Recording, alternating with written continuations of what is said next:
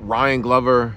I wanted to do this video about Bobbi Althoff. I just saw a video she posted and she was talking in the comments about people disparaging her because, like, you know, it looks like she got like Botox. She can't move her face, and I guess she gained some weight after she stopped breastfeeding.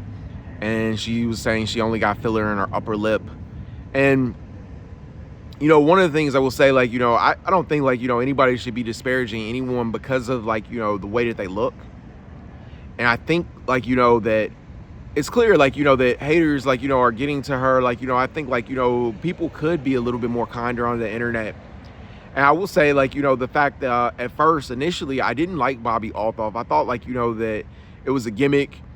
And I felt slighted, like, you know, as far as, like, being part of hip-hop culture and seeing, like, you know, someone who, you know, seemingly, like, piggybacked ahead of so many other people who you could argue are more deserving. You know, the people obviously made that choice. You can't decide, like, obviously who gets to be successful and who doesn't. And I think there's a lot of people who do the work and don't necessarily get the opportunity to pay their bills. You know, there's people who probably, you know, make content and their content is good, but is not getting the numbers that it probably should, arguably, for whatever reason. I think, like, you know, that Bobbi Althoff, in her case, like, you know, I think she benefits a little bit from white privilege. Let's keep it a buck. Like, you know, if she was a black woman, do you think, like, you know, that type of content would be as successful? Like, you know, if she was a black man and she did the same thing, do you think it would be so successful? Like, so part of it works because it's like, you know, she's a white girl. There's more white people in America. You know, obviously, like, you know, people benefit from that. You know, I think Eminem is a benefactor. He's talked about it in his music. Like, you know, he says, like, you know, if he wasn't white, he wouldn't have sold half. He didn't have to go to Lincoln High to know that. And I think, like, it's really unfortunate, you know, I mean, I think, like, you know, that people who put in the work, you know, especially people of color, like, don't necessarily get, like, you know, the same acclaim, the same level of, like, respect, the same, like, you know, opportunities. There's a lot of racism in our world. I'm not saying, like, you know, that racism will hinder you from being successful, because I do believe, like, you know, that if you work hard and you work around these obstacles, but I feel like, you know, that black people will have to work, like, so much harder. And it's almost like a slap in our face, like, you know, when someone like Bobbi Althoff, like, is successful, like, you know, and she makes it seem like she's not trying. Like, you know, she posts 3 times a day for 3 years. Ooh, wow. You know, like, I think, like, you know, the level of dedication that certain people have, like, you know what I mean, they would be surprised, like, how much work, you know, that they've put in comparison to someone like her. And, like, you know, not to hate on her success. I'm happy, like, you know, that she's successful and that she can pay her bills. But, like, you know, you have to be honest and call the elephant in the room that a lot of her success is the fact that, you know, she has that white privilege because she looks white passing, even though she's Hispanic. Good for her.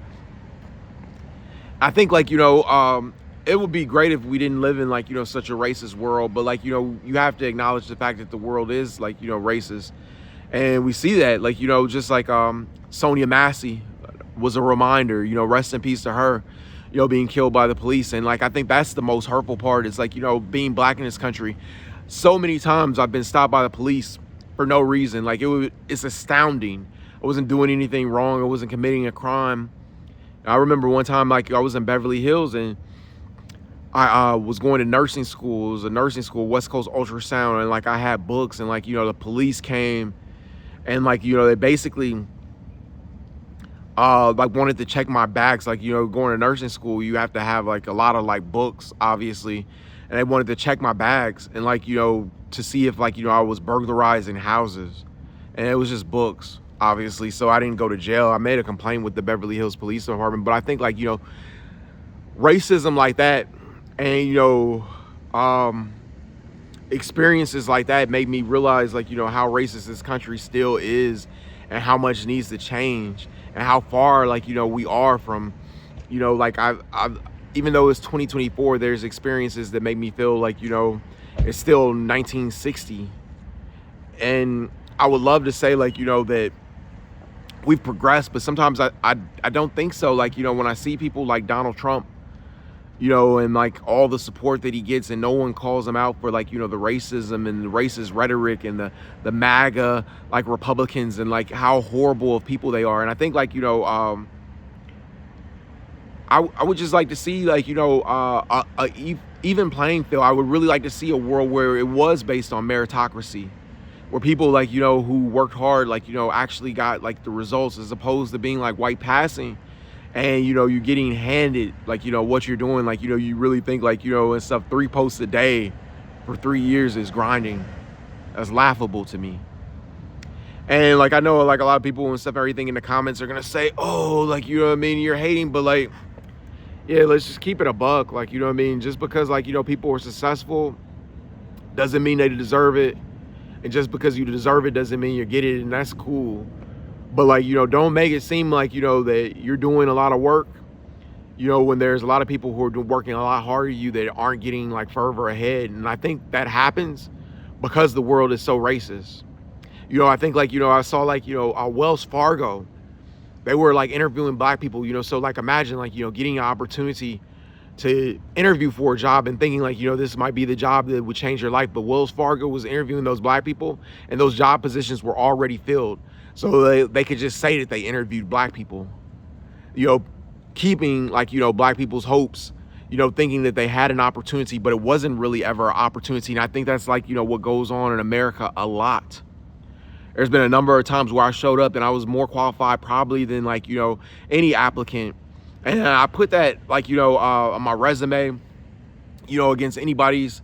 You know, I went to Harvard Graduate School, and even though I didn't finish, like, you know, I like have a lot of accomplishments, like, you know, what I won't get into. But the fact of the matter is like, you know, it's not an even playing field here in America.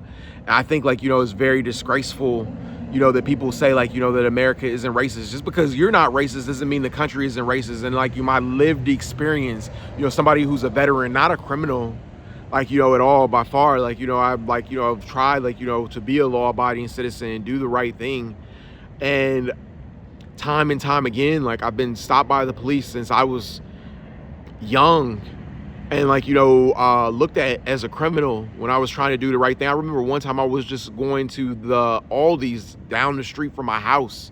I filled out a job application, and right as I was leaving, I was approached by the police, and they said like, you know, they got a call about panhandlers, and like I was filling out a job. I wasn't panhandling in front of the Aldi's, and they stopped me, frisked me, you know, did this in front of like my girlfriend, who eventually became my wife.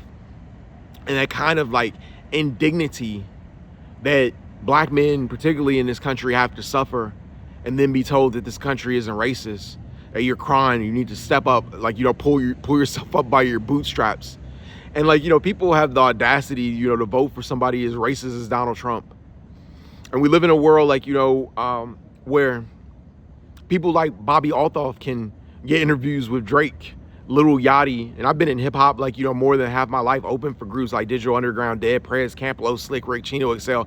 I got a song like I just did recently with Benzino, did a song with Sky Zoo recently, and I can't interview, you know, a lot of these people who are in hip hop, who pretty much like, you know, do the same things that I've done.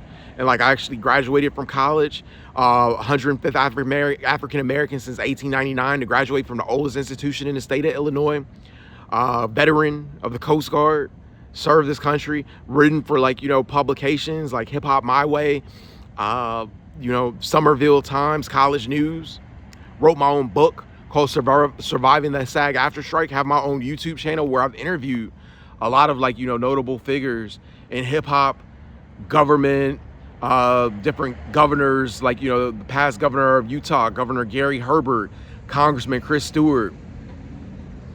And I have like, you know, about 700 views on my YouTube channel. And the thing that I've noticed though, like, you know, it's even harder for me to get interviews now. And I think like, you know, a lot of that plays into the fact like, you know, that I am black, and there's no support for black men in this country. And if you're not like, you know, part of like, you know, a criminal element, or like, you know, doing illegal activity and stuff, it's very hard to get ahead in America.